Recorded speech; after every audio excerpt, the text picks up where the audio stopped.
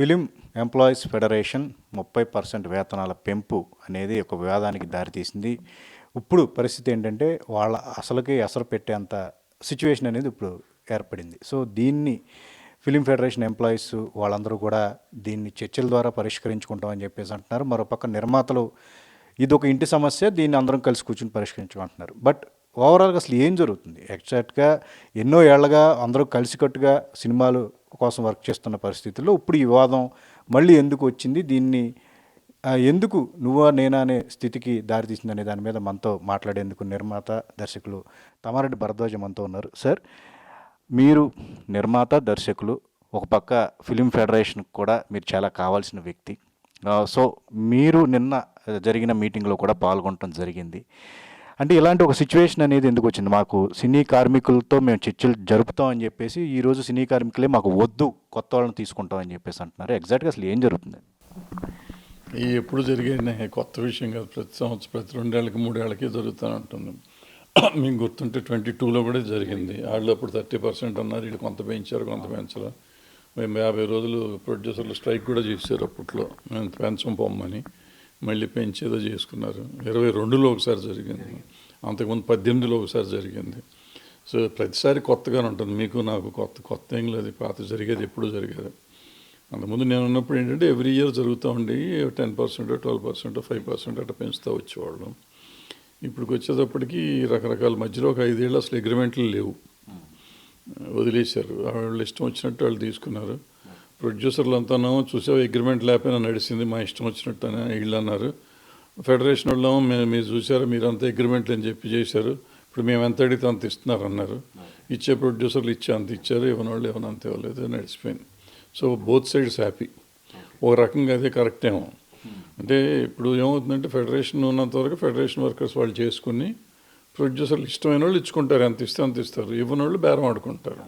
ఆ అవకాశం ఉండాలి ఎప్పుడు. అదే అగ్రిమెంట్స్లో కూడా ఏమంటారంటే ముందు మనం ఎవరి ఇష్టం వచ్చి ఎవరినైనా పెట్టుకోవచ్చు, ఇష్టమైన వాళ్ళని పెట్టుకోవాలని అడుగుతారు. ఫెడరేషన్ ఒప్పుకోవచ్చు, జనరల్గా మమ్మల్నే పెట్టుకోవాలని ఫెడరేషన్ అంటుంది. అది కాకుండా ఎవరినైనా పెట్టుకోవచ్చు అంటే కొత్త వాళ్ళు వస్తానికి అవకాశం ఉంటుంది. ఇప్పుడు ఎప్పుడు వాళ్ళే ఉండాలంటే వేరే వాళ్ళు రారు కదా, కొత్త జనరేషన్ రాదు. సో రావాలి. ఇప్పుడు మేము ఉన్నాం, మా తర్వాత 4 తరాలు వచ్చినాయి ఇక్కడికి. మేమే ఉండాలంటే ఇప్పుడు చచ్చేదాకా మేము అక్కడ కూర్చుంటే అట్టు కుదరదు కదా. సో మారటానికి అవకాశాలు ఉండాలి. దానికోసం స్కిల్ డెవలప్మెంట్ కావాలి. దానికి స్కిల్ డెవలప్మెంట్ అనేది ఎప్పటి నుంచో అనుకుంటున్నాం. ఇప్పుడు యాక్చువల్గా ఆ రోజుల్లో మేము 93లో స్కిల్ డెవలప్మెంట్ చేస్తేనే కదా ఇవాళ డ్యాన్సర్లు, ఫైటర్లు వచ్చారు. ఇప్పుడు మేము చేయలేదు. ఆ స్కిల్ డెవలప్మెంట్ వాళ్ళు కొత్తగా చేసిందేం కాదు. ఇప్పుడు ఇండస్ట్రీ లేదు అనుకున్న రోజున ఆ స్కిల్ డెవలప్మెంట్ నేను మ్యూజిక్ క్లాసెస్ పెట్టాము, డ్యాన్స్ క్లాసెస్ పెట్టాము, ఫైట్లు అన్నపూర్ణ స్టూడియో 5 ఎకరాల్లో ఫైట్లు చేసాం, ఎఫ్డీసీలో డ్యాన్సులు చేసాం, నేర్పించాం, ఇక్కడ నేర్పించాం. ఇవన్నీ చేసినాయే. అదే స్కిల్ డెవలప్మెంట్ అని పేరు పెడుతున్నారు ఇప్పుడు అంత ఇంగ్లీష్లో. అప్పుడు మాకు పేర్లు పెడతాం తెలియదు కాబట్టి ఏదో నేర్పిస్తామన్నాం. అంటే నిర్మాతల పరిస్థితి బాగాలేదు, ఇండస్ట్రీ సక్సెస్ రేట్ తగ్గిపోయింది, ఇదేంటి ప్రధానమైన దీని గురించి మాట్లాడుతున్నారు ఒక వర్షను. మరోపక్క సినీ కార్మికుల్లో స్కిల్ లేకుంటే మంచి మంచి సినిమాలు ఎలా వస్తాయి? మా దగ్గర కూడా స్కిల్ ఉండబట్టే కదా మీ అంత మంచి సినిమాలు తీయగలుగుతున్నారు. ఇలా 2 వర్షన్లు వినిపిస్తున్నాయండి. నిజానికి అంటే ఈ కూర్చుని మాట్లాడుకోవాల్సిన పరిస్థితి ఎందుకు, ఎవరు మాట విన్న పరిస్థితి ఇప్పుడు ఏర్పడిందంట ఈ వివాదానికి కారణం? ఎప్పుడు లేదు, అదే మళ్ళీ అదే మాట మాట్లాడతావు నువ్వు. ఇప్పుడే చెప్పి 50 రోజులు స్ట్రైక్ చేశారు, మాకు కూర్చొని మాట్లాడుకోవాలి, అప్పుడు మాట్లాడుకోవాలి కదా, మాట్లాడలేదు కదా. 50 రోజుల తర్వాత సెటిల్ అయిపోయింది కదా. ఇప్పుడు మా 50 రోజులు ఆగుతారా, 3 రోజులు ఆగుతారా, రేపే అయిపోతుందో తెలీదు. ఇది క్యాట్ అండ్ మౌస్ లాగా, పిల్లియలకి తతంగం ఇదంతా. ఏమి ఉండదు, జరుగుతుంది. బట్ ఏంటంటే ఒకేసారి 30% పెంచడం ఇట్స్ నాట్ అడ్వైజబుల్. వర్కౌట్ అవ్వదు, ప్రొడ్యూసర్లకు నిజంగా వర్కౌట్ అవ్వదు. అయితే ఇప్పుడు చాలామంది వాట్సాప్ గ్రూపుల్లో పెట్టేస్తారు, 30% పెంచకపోతే ఆ హీరోకి 100 కోట్లు ఇస్తారు, 200 కోట్లు ఇస్తారు, వీళ్ళకి ఇస్తానికి దొబ్బిడా, మీకు ఏం పోయే కాలం వచ్చిందని వాట్సాప్లో మెసేజ్లు వచ్చినాయి, చాలా పెట్టారు మామూలుగా కామన్ మ్యాన్. ప్రాబ్లం ఏంటంటే మీరు చెప్పే 100 కోట్ల సినిమా వాళ్ళకి ఇది ఇచ్చినా పర్లా. నిన్న ఏదో సినిమా చూశాను, నాకు మీటింగ్లో చెప్తున్నారు, ఒక సినిమాకి 15 కోట్ల రూపాయలు ఇచ్చాడంట, ఓన్లీ యూనియన్ బత్తాలు. సో నేను 6 సంవత్సరాలు 7 సంవత్సరాలు ఫెడరేషన్ ప్రెసిడెంట్గా చేశాను. నేను చేసిన 6 ఏళ్లలో 7 ఏళ్లలో కూడా 15 కోట్లు సంవత్సరం రాలా. సంవత్సరానికి 15 కోట్లు కూడా మేము చూడలేదు. 2 కోట్లు 3 కోట్లు చూసి ఉంటాం ఆ రోజుల్లో. సో ఇవాళ 15 కోట్లు ఒక సినిమాకి అవుతుందంటే ఏం చేస్తున్నారు? ఇది తప్పు ఫెడరేషన్దా, ప్రొడ్యూసర్లదా? ఇవాళ 15 కోట్లు ఒక సినిమాకి ఇచ్చారంటే ఎంతమందిని పెడుతున్నారు, ఏ రేంజ్లో ఇస్తున్నారు? ఇవాళ మగవాళ్ళకి కూడా హెయిర్ డ్రెస్సర్కి assistant, makeup man, makeup assistant, పర్సనల్గా ఉండటానికి బాయ్లు, 2 బాయ్లు, 4 కమామి, షో డ్రైవరు, ఒక్కొక్కళ్ళకి 10 మంది ఉంటున్నారు. ఆర్టిస్ట్కి 10 మంది అట్లా ఉంటున్నారు. సెట్లోకి వెళ్ళేటప్పటికి 300-400 మంది పడుతున్నారు ఇప్పుడు చెప్పిన 15 కోట్లు లాంటి సినిమాలకి. సో ఏమవుతుంది, ఉన్న డబ్బులని దానికి పోతున్నాయి. ఇది అవసరమా లేదనేది ప్రొడ్యూసర్ కదా డిసైడ్ చేయాలి. ప్రొడ్యూసర్ అది డిసైడ్ చేసుకోకుండా చేస్తున్నాడు. మరి అది అడవి రాముడు లాంటి సినిమా ఆ రోజుల్లో 34-35 రోజుల్లో తీశారు. మరి అలాంటి సినిమా జంతువులు, అడవి, ఎన్టీ రామారావు గారు 2 హీరోయిన్లు, ఏనుగులు, 3 ఏనుగులు, 4 జింకలు, ఇవన్నీ పెడితే, పక్షులు, పళ్ళు అన్నీ ఉంటే పెడితే 33 మంది ఆర్టిస్టులు ఉన్నారు దాంట్లో. ఉంటే ఈ 35 రోజుల్లో సినిమా అయింది. 7 పాటలు, 4 ఫైట్లు, ఒక పాట అందులో 6 నిమిషాలు 7 నిమిషాల పాట. ఇంత ఉంటే 35 రోజుల్లో ఫినిష్ చేశాడు రాఘవేంద్ర గారు. మరి ఇవాళ అంతకంటే గొప్ప సినిమా ఎవడన్నా తీస్తున్నాడా? అంతకంటే గొప్ప రెవెన్యూ వచ్చింది. ఇప్పుడు కాస్ట్ ఆఫ్ ప్రొడక్షన్ పెరిగింది. ఏదో మేము 100 కోట్లు చేసాం, 200 కోట్లు, 500 కోట్లు చేసామంటే ఆ రోజుకి అది అడవి రాముడు చాలా కాస్ట్లీయెస్ట్ సినిమా. దాన్ని ఇవాళ డబ్బులు కన్వర్ట్ చేసుకుంటే అది కూడా 300 కోట్ల సినిమా అవుతుంది ఇవాళ.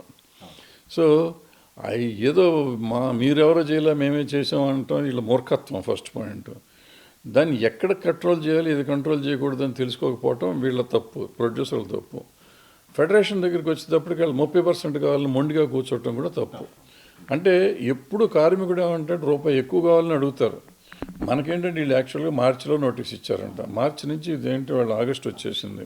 ఈ 4-5 నెలల్లో మాట్లాడుకోవాల్సింది, మాట్లాడుకుని ఒక కొలిక్కి తెచ్చుకోవాల్సింది. ఫెడరేషన్ నాయకులు కానీ ఛాంబర్ నాయకులు కానీ వీళ్ళు మాట్లాడి కొలిక్కి తెచ్చి అంటే బాగుండేది. మరి ఎందుకు రాలేదు, ఏమవ్వలేదని నాకు తెలియదు, వివరాలు నాకు తెలియదు. అది జరుగుంటే బాగుండేది. జరగకపోయేసరికి న్యాచురల్గా కార్మికుడు హక్కు ఎప్పుడు పనిచేయను అంటాం. పని ఎవరైనా పని, ఇప్పుడు సినిమా ప్రొడ్యూసర్ నేను సినిమా తీయను అనొచ్చు, అంటే కార్మికుడు నేను పని చేయను అనొచ్చు. ఇద్దరిది వాళ్ళ హక్కు అది. సో వాళ్ళు పని చేయను అంటున్నారు. ప్రస్తుతం వాళ్ళు పని చేయమంటున్నారు. నాకు 30% ఇస్తే మాడితే సెటిల్ అవుతుంది. ఇప్పుడు వీళ్ళు పని చెయ్యాలి, స్కిల్ డెవలప్మెంట్ అంటున్నారు. స్కిల్ డెవలప్మెంట్ అంటే ఇప్పుడు మనం షూటింగ్లో ఆపే స్కిల్ డెవలప్మెంట్ చేస్తామా? ఆల్రెడీ ఉన్నవాళ్ళని తీసుకొస్తాం. స్కిల్ ఉన్నవాళ్ళు ఉన్నారు మార్కెట్లో, మెంబర్స్, ఫెడరేషన్లో మెంబర్స్ కాని వాళ్ళు ఆల్రెడీ కొంతమంది పని చేస్తున్నారు మార్కెట్లో. వాళ్ళని పెట్టుకుని చేస్తారా, లేదంటే బయట స్టేట్స్ నుంచి తెచ్చుకుంటారా? బయట స్టేట్ నుంచి తెచ్చుకుంటే ఏమవుతుందంటే ₹1 ఇక్కడ ఇస్తున్న మనిషికి అక్కడ ₹5, ₹4 తీసుకుంటాం. అంటే మనం పర్టికులర్ వాళ్ళని తెచ్చుకుంటాం. అక్కడ ఉన్న మామూలు వాడిని అయితే ₹1 ఉంటుంది అక్కడ కూడా. అయినా కూడా అతన్ని తీసుకురావాలి, ఫ్లైట్ టికెట్, ట్రైన్ టికెట్ వేయాలి, ఇక్కడ హోటల్ రూమ్ వేయాలి, కారు సపరేట్గా పెట్టాలి, పికప్ డ్రాప్ ఇవన్నీ ఉంటాయి. ఇవన్నీ ఉంటే ₹1 ఇక్కడ ఇచ్చి నువ్వు ₹1కి 30% పెంచితే ₹1.30 వస్తుంది. ఇప్పుడు అతనికి మీరు hotel room, car, flight ticket, రైలు టికెట్ ఇవన్నీ ఇచ్చి రోజు చేసుకుంటే, రోజు 4 పూట్ల భోజనాలు పెడితే ఒక ₹10 అవుతుంది ఒక మనిషికి. ఇది ₹1.30 బెటరా, ₹10 బెటరా? ఇవన్నీ ఆలోచించుకోవాలి. అంటే వీళ్ళ మీద పంతంతో చెరువు మీద అడిగి ముడ్డు కలుక్కోలేదంటే అట్లా ఉంటుంది ఇదంతా. అది కాదు పద్ధతి. దమ్ముంటే, ధైర్యం ఉంటే వాళ్ళని కాదని వీళ్ళు చెయ్యాలి, లేకపోతే వీళ్ళు అసలు మేము చెయ్యం పండే అని చెప్పి వీళ్ళు పోవాలి. ఇక్కడ ఇద్దరికి ఒకళ్ళ అవసరం ఒకళ్ళకి ఉంది. ఎవ్వరు ఎవరిని వదిలిపెట్టి వెళ్ళరు, వీళ్ళు ఎక్కడికి పోరు, ఇక్కడే ఉంటారు, కలిసే పని చేస్తారు. అది జరిగే తీరుతుంది అది. బట్ స్కిల్ డెవలప్మెంట్ అనేది కావాలి. నేను ఫెడరేషన్లో కూడా చాలాసార్లు చెప్పాను, మీరు ఊరికే డబ్బుల కోసం జనాన్ని తీసుకోవద్దు, స్కిల్ డెవలప్మెంట్ పెట్టండి. స్కిల్ డెవలప్మెంట్కి అయ్యే ఖర్చులు మీరు చేసే అడ్మిషన్ ఫీజుల్లో వసూలు చేసే దాని మీద ఖర్చు పెట్టి చేయించండి. దాన్ని గవర్నమెంట్ కూడా సబ్సిడీ ఇస్తుంది స్కిల్ డెవలప్మెంట్కి. వేసి అందులో డెవలప్ అయ్యి పాస్ అయిన వాళ్ళని మీరు తీసుకుంటూ ఉండండి. అప్పుడు మీకు స్కిల్డ్ వస్తారు. ఇప్పుడు ఏమవుతుంది, రోడ్డు మీద పోయేవాళ్ళు పని లేకపోతే సార్ మా వాడు పని చేయట్లేదండి, ఈయన తీసుకెళ్ళి అసిస్టెంట్ డైరెక్టర్ చేయండి, లేదా ఆయన ఇంకోటి చేయండి, కెమెరామెన్ చేయండి అంటున్నారు. అట్లా కాదు, కొంచెం స్కిల్ ఉన్న వాళ్ళు వచ్చారంటే తొందరగా డెవలప్ అవుతారు. సో స్కిల్ డెవలప్మెంట్ ఫెడరేషనే పెట్టాలి. ఫెడరేషను, ఛాంబర్ అందరూ కలిసి ఒకటి పెట్టుకుని ఆ కొత్తగా వచ్చే నీళ్ళని తీసుకుని పాత నీళ్ళని మెల్లిగా పంపించాలి. వీళ్ళు వెళ్ళిపోవాలంటే కూడా మనకి central government already ESI PF అన్నీ ఉన్నాయి వీళ్ళకి. వాటిని డెవలప్ చేయాలి. ఇప్పుడు జీతాలు పెంచాల్సిన అవసరం లేదు, ఎందుకంటే నిజంగా జీతాలు చాలా ఉన్నాయి. ఇప్పుడు అఫిషియల్గా చెప్పాలంటే ఈ సినిమా ఇండస్ట్రీలో వచ్చే జీతాలు పెట్టుకుంటే ఈ వాళ్ళ సాఫ్ట్వేర్ ఇంజనీర్లకు కూడా రానంత కంటే ఎక్కువ వస్తాయి, వాళ్ళకంటే ఎక్కువ వస్తున్నాయి జీతాలు. కానీ కంటిన్యూస్గా వీళ్ళకి పని ఉండదు కదా అనేది ఒక పాయింట్. పెద్ద సినిమాల దగ్గరికి వచ్చేటప్పటికి వీళ్ళకి పని ఉంటుంది కంటిన్యూస్. కొంతమందికి ఓ 30-40% రెగ్యులర్ వర్క్ ఉంటుంది, వాళ్ళకి బాగానే వస్తుంది. ఓ 20-30% ఈ ఓటీటీలన్నీ టీవీల్లో కూడా వాళ్ళు పర్మనెంట్ ఎంప్లాయీస్ కదా, వాళ్ళకి బాగానే ఉంటుంది. అంటే ఓ 50%కి రెగ్యులర్గా ఆల్మోస్ట్ సాఫ్ట్వేర్ల కంటే ఎక్కువ వచ్చే బ్యాచ్ ఉన్నారు. ఓ మిగతా 50%లో 20%కి అసలు పనే ఉండదు. మిగతా 30, ఎందుకంటే వాళ్ళు నాలాగా ఏజ్ అయిపోయిన బ్యాచ్ వీళ్ళంతా, వాళ్ళకి పని ఉండదు ఇక, ఎందుకంటే ఆల్మోస్ట్ రిటైర్డ్ బ్యాచ్ వాళ్ళు. మిగతా 30%కి అప్పుడప్పుడు ఉంటుంది. అంటే వాళ్ళు పూర్తిగా స్కిల్డ్ కాకపోవచ్చు, ఇంకో రకంగా ఉండొచ్చు. సో దీని మూలాన పని అవుతుంది. అసలు నేననేది ఏంటంటే ఎవరిని పడితే వాళ్ళని పెట్టుకునే పరిస్థితి ఉంటే, ఇప్పుడు చిన్న సినిమాలని ఫర్ ఎగ్జాంపుల్ ఇప్పుడు రామ్ సత్యనారాయణ రేపు ఏదో 15 సినిమాలు స్టార్ట్ చేస్తున్నా అన్నాడు. ఇవాళ 15 సినిమాలు నిజంగా స్టార్ట్ అయితే అసలే ధైర్యం, ఇవాళ ఉన్న పరిస్థితుల్లో సినిమాలు ఎట్ట తీస్తాడంటే అది ధైర్యం. ఒకవేళ స్టార్ట్ చేస్తే 15 సినిమాలకి దగ్గర నువ్వు ఆ సినిమాకి 100 మంది చొప్పున 1500 మందికి పని దొరుకుతుంది. అట్లీస్ట్ 2-3 మంత్స్ దొరుకుతుంది. అంటే ఒక్కొక్క మనిషికి 60 పని దినాలు దొరుకుతాయి 1500 మందికి. సో ఈ పని పోతుంది. అతనేంటి బేరం ఆడుకునే టైపు, నాకు ఇంత ఇస్తానండి, రూపాయి కాదండి 30 ఇస్తాను, ₹1/2 ఇస్తానని మాట్లాడుకుని పని చేయించుకునే టైప్. ఇవాళ అతను 15 సినిమాలు తీస్తే వీళ్ళు 30% పెంచారనుకో, నిజంగా అతనికి సినిమాకి తగ్గించే వాళ్ళు తగ్గించరుగా. పైగా 1500 మంది వాళ్ళు దొరకరు మనుషులు. ఇప్పుడు నేను చెప్పిన 20%లో ఉన్నాళ్ళు 30%లో ఉన్నాళ్ళు అతనికి పనికి వస్తారు. సో వాళ్ళు ఏదో బేరం ఆడుకుని చేసుకుంటూ ఉంటారు. సో వాళ్ళని కూడా కంట్రోల్ చేస్తారు, పని పోతుంది చాలామందికి. అందుకని మినిమం వేజ్ ఏదో ఫిక్స్ చేసుకుని, ఎట్లాగూ మనం అనుకున్న వేజ్ ఇవ్వట్లా, ఎక్కువే ఇస్తున్నారు చాలా చోట్ల. చాలా ప్రొఫెషన్స్లో చాలా యాక్టివిటీస్లో ఫిక్స్డ్ రేట్ ఆఫ్ ది ఫెడరేషన్కి వాళ్ళు తీసుకునే రేంజ్కి చాలా తేడా ఉంది. వైట్ కాలర్డ్ అన్నిటికీ బ్లూ కాలర్డ్ అందరికీ ఎక్కువే ఎట్లాగూ. మరీ పని లేని వాళ్ళకి కొంత తక్కువ ఇస్తారేమో, కానీ మిగిలిన వాళ్ళకి పెంచిస్తారు. తగ్గించి ఇచ్చేవాళ్ళు ఉన్నారు, పెంచి తీసుకునే వాళ్ళు కూడా ఉన్నారు. టోటల్గా పని రాని వాళ్ళు పని లేని వాళ్ళు ఉంటే ఇందులోకి వస్తారు. సో ఇప్పుడు ఇటువంటి వాళ్ళకి పని చేస్తారు. సో వాళ్ళు బతకాలి, ఇళ్ళు బతకాలి, కొత్త వాళ్ళు రావాలి, బాగుండాలి అంటే వీళ్ళిద్దరూ కాంప్రమైజ్ అయ్యి మా డైలాగులోకి వెళ్ళిపోయి సరి చేసుకుంటే పని అవుతుంది. కాన్ఫ్రంటేషన్కి వెళ్తే ఏమవుతుందో 40 రోజులు 30 రోజులు షూటింగ్లు ఆగుతాయి. తర్వాత కొంపలు ఏం మునగవు, మళ్ళీ మొదలెడతారు. కొంతమంది నిర్మాతలు నాశనం అయిపోతారు, ఈవెన్ వర్కర్స్ కూడా. ఎందుకంటే 30 రోజులు పనిలే, 30 రోజుల్లో నేను చెప్పిన కింద పైన వాళ్ళకి ఏం లేదు, వాళ్ళు సర్వైవ్ అయిపోతారు. తర్వాత వాళ్ళనే పెట్టుకుంటారు, చేసుకుంటారు. ఈ 30 కింద % ఉన్నాడు చూడు, వాళ్ళకి ఈ 30 రోజులు గడిస్తే 30 రోజులు ఒక్కొక్కరికి 3 రోజులు 4 రోజులే పని దొరుకుతుంది ఆ 30%లో. ఆ 3 రోజులు 4 రోజులతోనే వాళ్ళు బతుకుతారు. వాళ్ళకి వచ్చే 300, 3000, 4000తో బతికేవాళ్ళు వాళ్ళు. వాళ్ళకి ఆ 3000, 4000 రాకపోతే ఈ నెల 2 నెలలు లేకపోతే వాళ్ళు రోడ్డు మీద పడిపోతారు. సో వాళ్ళు చాలా ఇబ్బంది పడతారు, 30% ఇబ్బంది పడతారు దీనివల్ల. అది మేజర్ ప్రాబ్లం ఇక్కడ. ఇద్దరు కూర్చుని ఒక ఇంట్లో సమస్య అని చెప్పి వాళ్ళే అంటున్నారు, చర్చించుకుంటూ అంటున్నారు. బట్ డైలాగులు ఎక్కువైపోయినాయి సమస్యలు. అంటే పర్సంటేజ్ 30% అని చెప్పి వాళ్ళు అంటున్నారు, కానీ కొంత తగ్గించుకుంటే సాల్వ్ అయ్యే పరిస్థితి ఉందంటారా? పైగా ఇంకొక విషయం అంటున్నారు, ఈ విషయాన్ని హీరోల దగ్గరికి తీసుకెళ్తాము, చిరంజీవి గారి దగ్గరికి తీసుకెళ్తాము, పవన్ కళ్యాణ్ గారి దగ్గర. అంటే వాళ్ళు ఏం చేస్తారండి? నిజానికి ఇది ఇంటి సమస్యని వాళ్ళే అంటున్నారు, వాళ్ళకి చెప్తే వాళ్ళు ఏం చేయగలరు? నిజానికి అవుతుందంటారు? వాళ్ళు ఏం చేస్తారు కదమ్మా, వాళ్ళ ఇంట్లో వాళ్ళే కదా. ఇప్పుడు ఫాదర్ ఉంటాడు, ఓ ఫాదర్ లాంటి ఫిగర్ చిరంజీవి అనుకుని వెళ్తారు. ఇప్పుడు పవన్ కళ్యాణ్ గారు ఆయన డిప్యూటీ సీఎం కూడా, హీరోనే కాకుండా. సో మర్యాదపూర్వకంగా వెళ్ళి ఎక్స్ప్లెయిన్ చేస్తారు, మ్యాటర్ తెలియాలి కదా వాళ్ళకి, చెప్తారు. చెప్పేసి చేస్తూ ఉంటారు, అంతకంటే ఏం లేదు. తెలియాలని చెప్పడం. ఇప్పుడు ఇంకోటి ఏంటంటే ఫెడరేషన్ వర్కర్స్ అంతా ముందు అక్కడికి వెళ్ళారు అనుకో, వెళ్తే వాళ్ళు ఫెడరేషన్ సపోర్ట్ చేసేస్తారేమో, వీళ్ళ భయం. సో మనం ముందు వెళ్ళి మనం కలుద్దాం. ఇప్పుడు కృష్ణుడి దగ్గరికి దుర్యోధనుడు అర్జునుడు వెళ్ళినట్టు వీళ్ళు అనమాట. ఎవరు ముందు వెళ్తారు, ఎవరు వెనక్కి వెళ్తారు, నువ్వు ముందుకు వచ్చితే నేను ముందుగా చూచిద్ది టైప్ అనమాట. వీళ్ళంతా వెళ్ళి మాట్లాడేసి మా యుద్ధంలో ఎవరుంటే అట్లా ఉండండి. వాళ్ళు ఏముంటారు పాపం ఆర్టిస్టులు, వాళ్ళు ఎవరిని సపోర్ట్ చేస్తారు? ఇద్దరు కావాలి. ప్రొడ్యూసర్ లేకుండానే ఆర్టిస్ట్ లేడు, చిరంజీవి గారు లేరు. వర్కర్స్ లేకుండానే చిరంజీవి గారు లేరు, ఈవెన్ పవన్ కళ్యాణ్ గారు కూడా. సో వాళ్ళు ఎవరిని సపోర్ట్ చేస్తారు? అందరూ కలిసి ఉన్నాయి అని చెప్తారు వాళ్ళు.